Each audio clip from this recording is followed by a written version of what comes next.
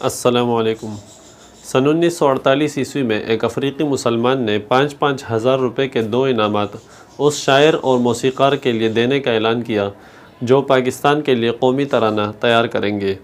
یاد رہے، پاکستان کا سب سے پہلا ترانہ ایک ہندو شاعر جگن ناتھ آزاد نے لکھا، جو کہ میاولی پاکستان میں پیدا ہوئے تھے 1918 میں برٹش انڈیا کے دوران، اور ہندوستان میں ان کا انتقال ہوا۔ ان کا بنایا ہوا ترانہ 14 اگست 1947 کی رات کو ریڈیو لاہور سے نشر ہوا۔ اے سرزمین پاک، ذرے تیرے ہیں آج ستاروں سے تابناک، روشن ہے کہکشاں سے کہیں آج تیری خاک، تندی حاسدہ پہ ہے غالب تیرا سواک، دامن وہ سل گیا ہے جو تھا مدتوں سے چاک۔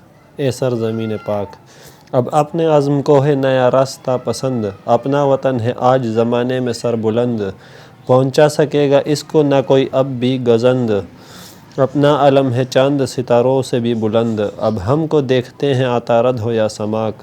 اے سرزمین پاک، اترا ہے امتحان میں وطن آج کامیاب، اب حریت کی زلف نہیں محو پیچ و تاب، دولت ہے اپنے ملک کی بے حد و بے حساب، ہوں گے ہم آپ ملک کی دولت سے فیض یاب، مغرب سے ہم کو خوف نہ مشرق سے ہم کو باک۔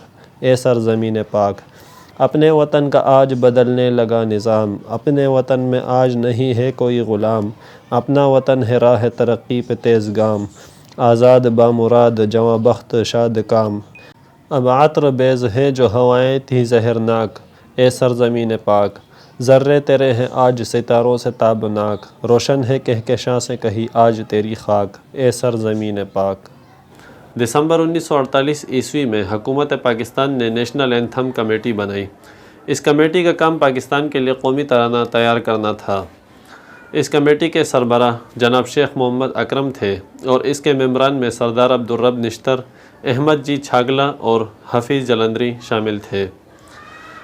30 جنوری 1950 کو جب انڈونیشیا کے صدر نے پاکستان کا دورہ کیا تو ان کے استقبال میں پیش کرنے کے لیے پاکستان کے پاس اپنا کوئی قومی ترانہ ہی نہیں تھا۔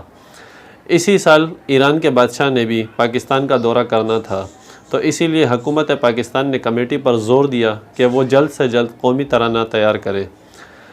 کمیٹی نے مختلف دھنوں کا جائزہ لیا اور جناب احمد جی چھاگلا کی بنائی ہوئی دھن کو قومی ترانے کی دھن کے طور پر منظور کر لیا۔ 1 مارچ 1950 کو جب شاہ ایران کراچی آئے تو ان کی آمد پر پاکستان نیوی کے ایک بینڈ نے یہی احمد جی چھاگلا کی بنائی ہوئی دھن پیش کی۔ اس کے بعد 3 مئی 1950 کو جب وزیر اعظم لیاقت علی خان امریکہ کے دورے پر گئے تو وہاں بھی یہی دھن بجائی گئی، لیکن یہ دھن بغیر ترانے کی بجائی گئی تھی۔ اس کے بعد 21 اگست 1950 کو اسی دھن کو پاکستان کے قومی ترانے کی دھن کے طور پر منظور کر لیا گیا۔ اس کے بعد کمیٹی نے یہ دھن مختلف شعراء کے درمیان تقسیم کی تاکہ وہ اس دھن کے مطابق پاکستان کے لیے قومی ترانہ تیار کر سکے۔ مختلف شاعروں نے اپنا اپنا بنایا ہوا ترانہ لکھ کر کمیٹی کے پاس جمع کروا دیا۔ تقریباً 723 ترانے جمع ہوئے اور ان میں سے کمیٹی نے جناب حفیظ جلندری کے ترانے کو منتخب کر لیا۔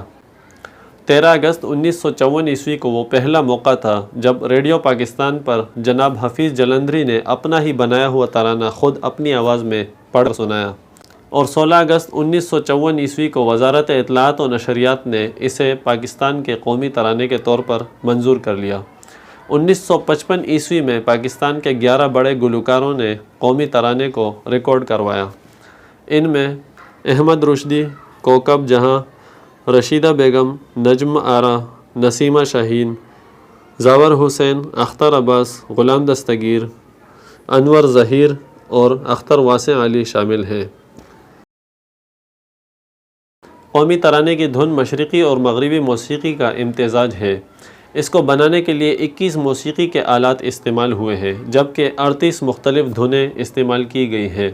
اس کا دورانیہ کل 80 سیکنڈ ہے، یعنی 1 منٹ 20 سیکنڈ۔ پاکستان کے قومی ترانے کے 3 بند ہیں اور ہر بند میں 5 مصرے ہیں، اور ان مصروں میں سے کوئی بھی مصرع دہرایا نہیں گیا ہے، یعنی ہر مصرع ایک ہی دفعہ استعمال ہوا ہے۔ یہ مکمل اردو زبان میں ہے، اگرچہ اس کے بہت سارے الفاظ ایسے ہیں جو کہ عربی اور فارسی میں بھی استعمال ہوتے ہیں، جیسا کہ عرض کا لفظ عربی میں بھی استعمال ہوتا ہے اور زمین کا لفظ فارسی میں بھی استعمال ہوتا ہے۔ 1949 عیسوی میں پاکستان کے قومی ترانے کی دھن تیار ہوئی۔ 1950 عیسوی میں یہ دھن پہلی بار بجائی گئی اور منظور بھی ہوئی۔ 1952 عیسوی میں 723 مختلف ترانوں میں سے حفیظ جلندری کے ترانے کو منتخب کیا گیا۔ 1954 عیسوی میں پہلی بار قومی ترانہ ریڈیو پاکستان سے نشر ہوا اور اسی سال یہ باقاعدہ طور پر منظور بھی ہوا۔ 1955 عیسوی میں اسے ریکارڈ کروایا گیا۔ 1996 عیسوی میں جنون بینڈ کے البم انقلاب میں پہلی بار قومی ترانے میں الیکٹرک گٹار کا استعمال ہوا۔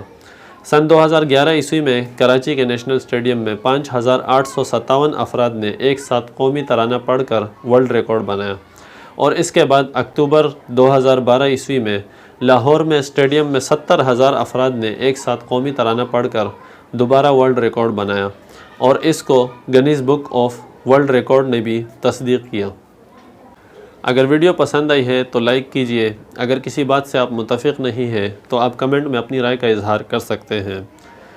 اگر اسی طرح کی مزید ویڈیوز آپ نے دیکھنی ہے تو ہمارے چینل کو سبسکرائب کر دیجئے۔ السلام علیکم۔